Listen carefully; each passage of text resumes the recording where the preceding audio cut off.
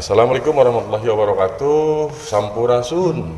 Wirujeng tepang deui para wargi sadayana sareng simkuring ti politikus cilik. Kumaha atuh sadayana daramang? Mudah-mudahan sadayana damang, sehat, aya dina ginanjar kawilujengan. Para wargi sadayana dina danget ayeuna simkuring bade midangkeun hiji carios anu judulna Jonggrang Kalapitung. Tapi satu acana mangga anu teu acan subscribe dipencet wae subscribe-na supados tiasa ngawangun channel ieu langkung sae deui kapayuna. Mangga supados teu nyangkolong kana waktos urang mulai di aoskeun wae. Bismillahirrahmanirrahim. Jonggrang Kalapitung. Hidep kungsi ulin ke Jatiluhur. Jatiluhur teh pernahna di Purwakarta. Didinya aya bendungan anu lega, katelahna bendungan Jatiluhur. Ari anu di bendungna Walungan Citarum. Eta bendungan teh gede pisan mangpaatna. Dipake pikeun rupa-rupa keperluan, caina dipake pembangkit tenaga listrik, anu listrikna dipake di sakuliah Pulau Jawa. Salian ti eta dipake pikeun irigasi deui. Nyanyian sawah-sawah anu aya di kaler saperti Purwakarta, Karawang jeung Subang. Terus parat nepi ka Bekasi jeung Jakarta. Malah cai bersih anu aya di eta wewengkon umumna mah asalna ti Jatiluhur. Teu saeutik deui anu miara lauk di Jatiluhur make jaring anu disebutna kolam jaring terapung.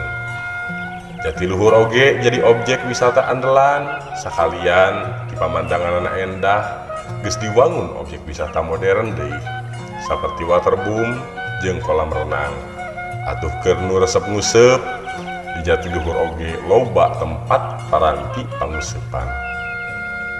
Tapi zaman baheula mah baheula ning baheula cenah di sabudeureun Jatiluhur teh masih keneh mangrupa deuweung geledegan rembat ku kakayon cara neong jeung geueuman lolobana tangkal jati galede jeung jara rangkung tangkalna sagede-gede beuteung munding can jadi bendungan cara ayeuna malah can aya lembur-lembur acan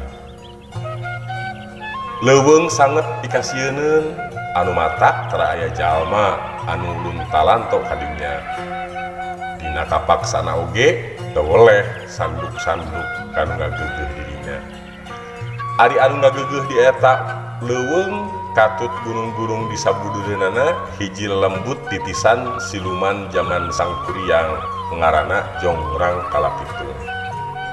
Awakna jangkung badag tanding gunung, kulitna hideung lestreng tanding areng, bulu kumisna sagede-gede tambang injuk, buukna gimbal cawig-wig ngararewig, takara oyag lamun katebak angin baliung estu pikagilaeun jeung pikasieun pisan.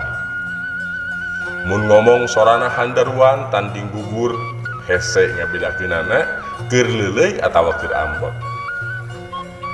Hiji mangsa Jonggrang Kalapitung aya kahayang nyaeta hayang nguseup di Walungan Citarum.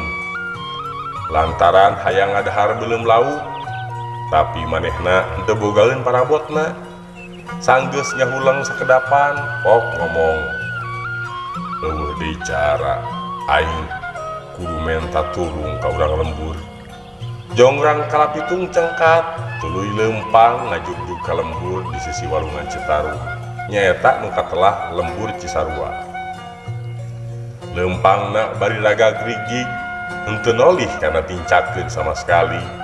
Sato hewan pangeusi leuweung lalumpatan sieun katincak ku buta titisan siluman.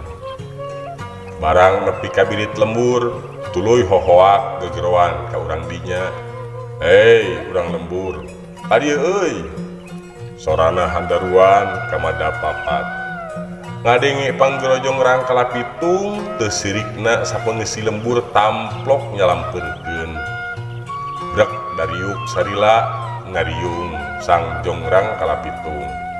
Pok kokolot lembur ngomong, aya pikir saeunaon juragan teh ngempelkeun abdi sareana di dieu. Palain naon atuh juragan teh, mangga abdi sadaya parantos sayogi, asal kadada kaduga ku abdi sadaya.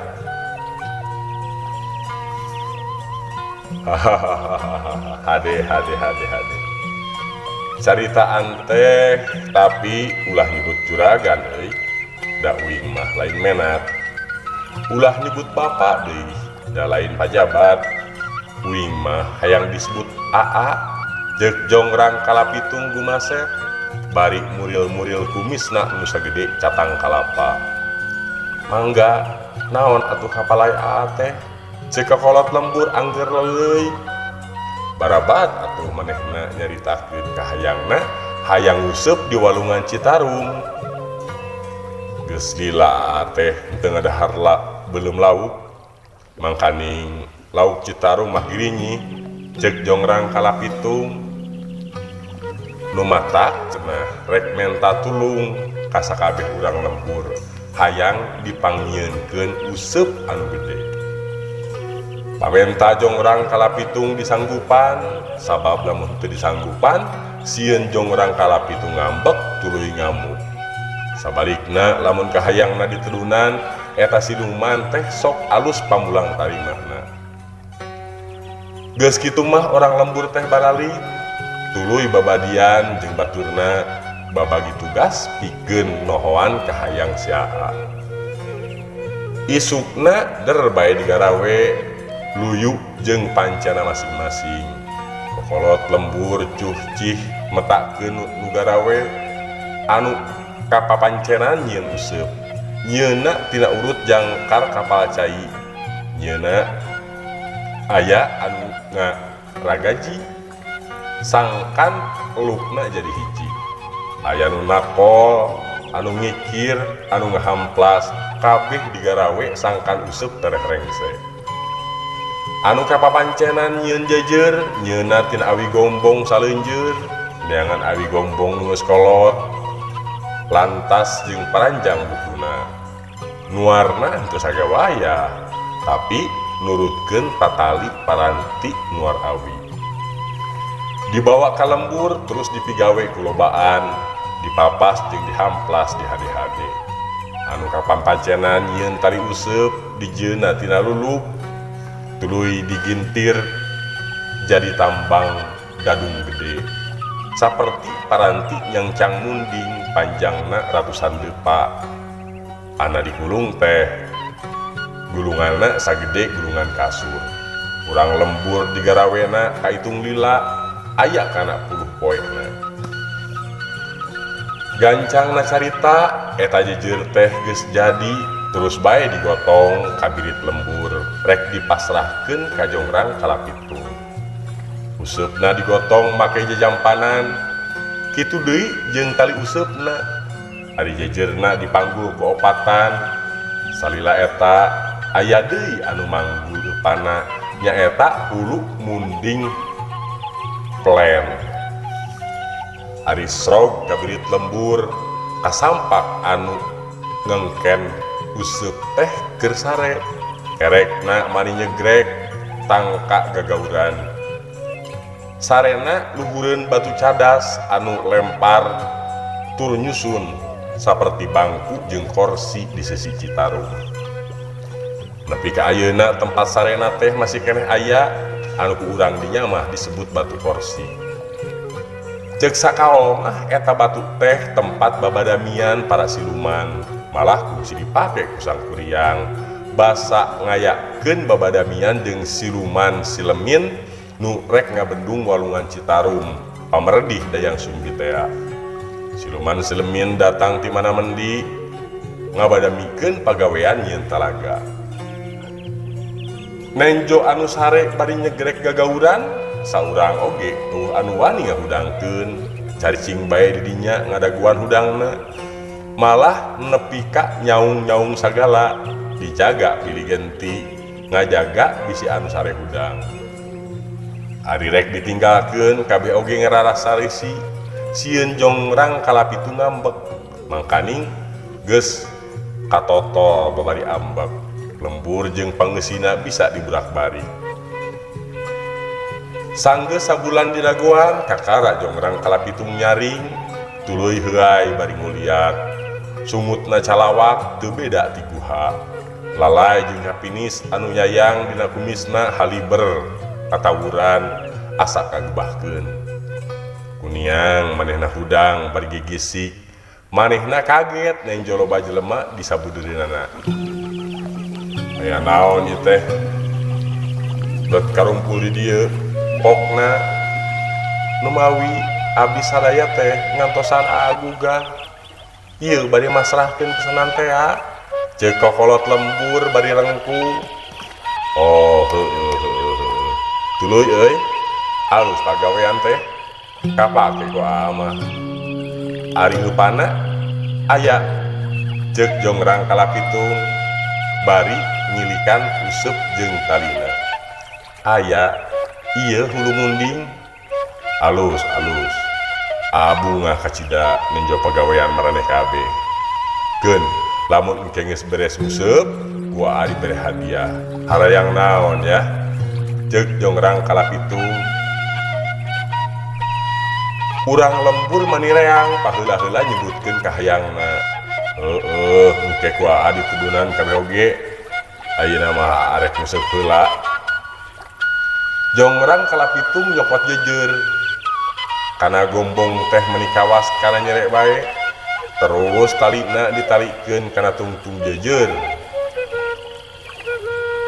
usupna can dipasang ieu teh teu acan berat ku abdi sadaya mah kedah ku rempal kokolot lembur anu sagede jangkar teu dicokot tuluy dipasang dina tungtung gadung hulu munding dicomot tuluy dialepkeun kana useup lung bae dialungkeun ka balungan Citarum lebah leuwih anu pangjerona talina diulur nepi ka manteng lamun meunang lauk gede kumaraneh kudu dibangmeleumkeun nya mangga ceuk kokolot lembur keun eta mah hadiahna dia beda deui. Mimitina mah kokolot lembur teh bunga ngan dilalila manehna jadi bingung tayoh nama ku manehna kapikiran laukna engke sagede kumaha lupana ge apan hulu munding paling leutik oge moal boa sagede parahu kokolot lembur mah ulang mikiran cara-carana meuleum lauk sagede parahu. Jongrang kalapitung musebna bari dalajoan ku sakabeh pangsi lembur nangtungan ngajegang sukuna nu sabelah nincak gunung ari nu sabelah deui napak kana tangkal bungur nu kacida gedena di sisi walungan parona anteng netep kana cai walungan ngarep-ngarep usupna disanggut ku laut aya anu nyorang-nyorang acan salila sabulan manehna ngajega kitu nepi ka gunung anu ditincakna jadi bongkok sarta tangkal bungur hampir pae anu ku urang dinya mah disebut sarang anu matak nepi ka ayeuna gunungna nelah bae gunung bongkok ari urut tangkal bungur jadi pilemburan anu nelah lembur bungur sarang bawahan desa Cisarua Jatiluhur.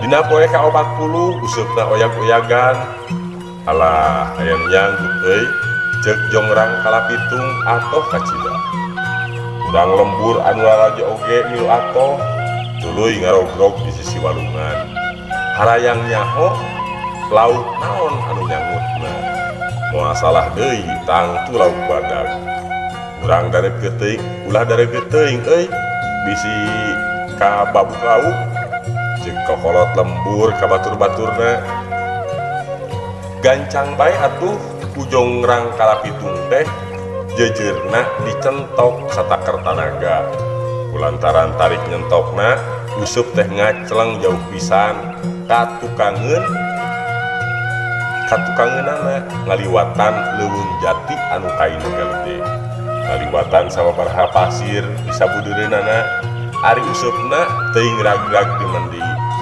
dah teka tingali lebah-lebahna acan dibetot bari dicentok-centok hese ari anu sanya nama eta usuk teh ngait karena leuweung awi haur anu aya di lengkop gua pasir tukangeunana.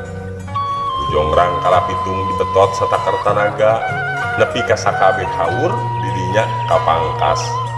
Tapakna kabeh haur jadi papa lir anu beunang ngararata. Numatak nepi ka ayeuna didinya mah tara aya haur anu jangkung sosoranganan.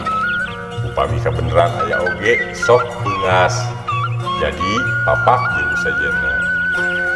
Nepi ka kiwari eta leuweung teh katelah ngaranna leuweung haur papak artina leuweung haur anu jangkungna papak. Jongrang kalapitung panasaran lauk naon anu nyambut teh barang kumanehna diilikan horeng si mana horeng ukur lauk jeler asup kana lebah ceuli hulu munding anu geus jadi tangkorak. Bangkawara sia ngaheureuyan aing jongrang kalapitung amek-amekan lantaran keheul eta jejer teh dibalangkeun nya ragrag lembur Cilele desa Cisarua kacamatan Jatiluhur. Tah tempat ragragna jejer teh jadi empang anu nepi ka kiwari ku urang Cisarua disebutna teh Kubang. Jongrang kalapitung terus amek-amekan sorana handaruan kamadap papat pating beledag lir gelap saleser nyarekan lak-lak dasar kana jeler nyarekan beakan kana jejerna anu cenah jejer geus dilengkahan juri sumutna henteu daek balem kutuk gendeng diselang-selang ku hohoak. Ningali jongrang kalapitung ambek-ambekan orang lembur kaburisat lalumpatan henteu nolih kana naon deui terus mubus ka leuweung-leuweung neangan tempat anu jauh jeung bumi. Sabab sieun kabarerang kudu keur ambek sieun dipake bebeus keuyang ku jongrang kalapitung. Kulantaran teu meunang bae lauk gede lila-lila jongrang kalapitung teh lapar beteungna ku kurubukan sorana tarik teu beda ti sora tambur. Walah aing lapar ieu geus lila aing teu barang hakan kamana neangan hakaneun ceuk jongrang kalapitung. Jongrang kalapitung gegeroan karepna rek menta tulung ka urang lembur. Urang lembur kadarieu euy aing menta hakaneun tapi geus eueuh saurang-urang acan lantaran urang lembur geus kalabur. Sarieun jongrang kalapitung waktu tadi keur ambek-ambekan teh. Jongrang kalapitung beuki ambek bae keur kitu manehna nenjo tangka jengkol kabeneran deui buahna meuh beuy lebeut. Teu talangke jengkol teh dipupu tuluy dikeremus sacanggeum kabeh tangka jengkol nu aya didinya dipupu tepi kabeak jeung tentil-tentilna kakara eureun sanggeus tayang desa. Jongrang kalapitung diuk dina batu porsi nah atuh barang rek iih bet ngerasa nyeri horeng si mana horeng manehna teh jengkoleun manehna gulang-guling bari gagauran nahan ka nyeri anu pohara menta tulung ka saha da didinya ngan kari manehna. Bakating ku ambek tuluy bae ngucapkeun supata hei tangka jengkol atah wara sia geus ngalantarkeun aing nyeri kiih ayeuna ku aing rek ditumpurkeun nepi ka iraha bae oge. Daerah ieu tangka jengkol moal bisa jadi ceuk ujaring carita sanggeus kajadian kitu mah jongrang kalapitung teh ngaleungit leungit tanpa lebih hilang tanpa kirana ngan nepi ka ayeuna di wewengkon Cisarua teu kungsi aya tangka jengkol nu bisa jadi lantaran disupata ku jongrang kalapitung kitu cenah sakalana teh. Dicutat di http dongengguing blogspot.com para wargi sadayana rupina mung sakitu carios jeung urang kalapitung mudah-mudahan aya manfaatna kanggo sadayana anu saena dicandak manfaatna anu awona oge tong kedah janten henteu ka urang sadayana supados ulah diturutan. Billahi taufiq wal hidayah. Wassalamualaikum warahmatullahi wabarakatuh.